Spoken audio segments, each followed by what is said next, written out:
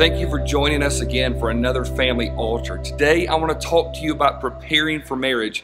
Maybe you've been watching these videos and you think, you know what, I'm not married, I don't have children, so this stuff really doesn't apply to me. Let me just tell you something. If you're not married yet, I can't think of a better time to start examining what the Bible teaches about what you're supposed to be when you are a spouse, when you are a parent. A lot of times people will talk about a checklist that they want to look for a future spouse, and they come up with a list of qualities that they're looking for in a spouse. And I think that's a great idea, but I think an even more important list to come up with is what type of list, what type of characteristics is your future spouse going to need in you, and you allow God to start working in your heart and your life so that you become the man or the woman of God that God is calling you to be. You know, I love doing premarital counseling with couples here at our church. And as we get ready, a lot of times it's so easy to have a lot of preparations for the wedding and not a lot of preparations for the marriage.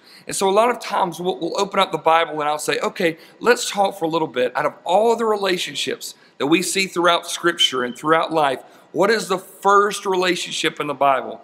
And normally the fiance, they'll look at each other and they'll just sort of smile and they'll say, between a husband and a wife. And I'll say, absolutely not. That is not the first relationship in the Bible. It was not between Adam and Eve. It was actually Adam and God.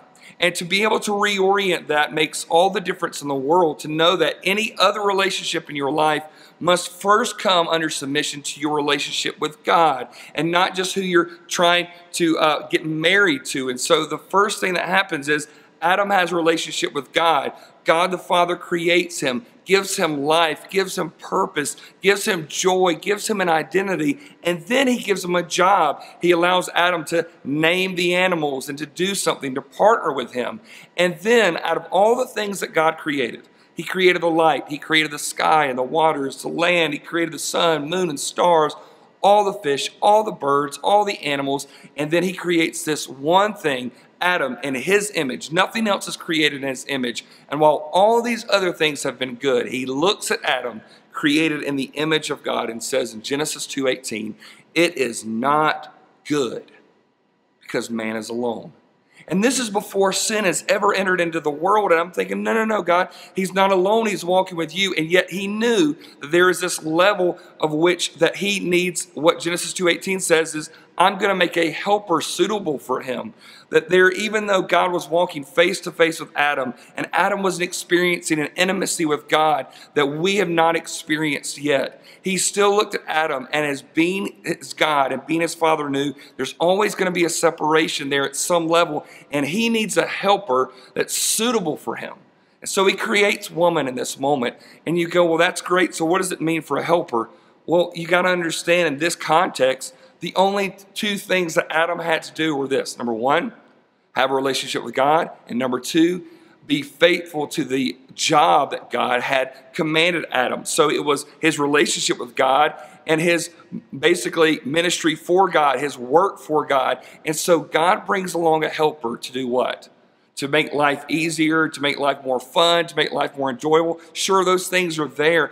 Ultimately, a helper is supposed to come in and come along and say, how can I help this person develop their relationship with God and to fulfill the task that God is calling them to? And so a really good question, if you're thinking, hey, I'm thinking about getting married, I'm dating somebody, I'm considering dating somebody, here's a good question. Is this person that you're considering dating or marrying, are they more of a helper or a hindrance to you growing closer to God and fulfilling what God has called you to do? Is this person more a helper? They're drawing you closer to love Jesus more. They're bringing you closer to a relationship with the Lord. They're allowing you to fulfill the task for what God has called you in the short life that you have. Are they helping that or are they hindering that? And too often I see many Christian young adults that are going after somebody and they're going, well, that person's a Christian. I mean, they go to church and everything, but they're really not committed to the Lord. And what should be a relationship that helps them grow closer to Jesus, a lot of times hinders them growing closer to Jesus.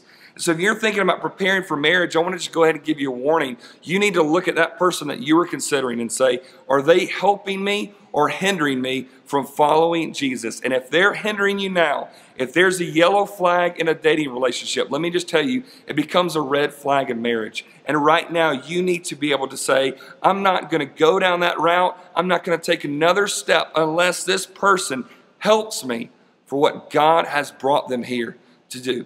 You know, 1 Corinthians 7:35, Paul was speaking to people who are there wondering if they should get married or stay single. And he says, my job is I'm trying to promote undistracted devotion to the Lord. If you're always going to be longing for that relationship, I want you to get married so you can have it and follow the Lord better. But if you can do better single following the Lord, then stay single. Why? Because the ultimate goal is undistracted devotion to the Lord. And so if you're thinking about marriage, if you're thinking about dating, do not date just to date. Do not date just to try things out. When you start dating, you ask the question, could I see myself marrying this person? Could I see myself growing old with this person and fulfilling all that God has called me to do? Here in a few weeks from now at Northside, we're going to be doing a premarital course called Just About Married for those couples that are on the way to the altar. And we're hoping that we can prepare them for marriage. And if you are in that stage, we'd love to invite you. If you're not, I want to encourage you right now, don't wait till that time when that person's there and start asking these questions. Ask now at the beginning of the relationship or just thinking about the relationship. Is this someone that can help me follow Jesus, or are they going to hinder? I pray that you would make this small alteration for home transformation this week.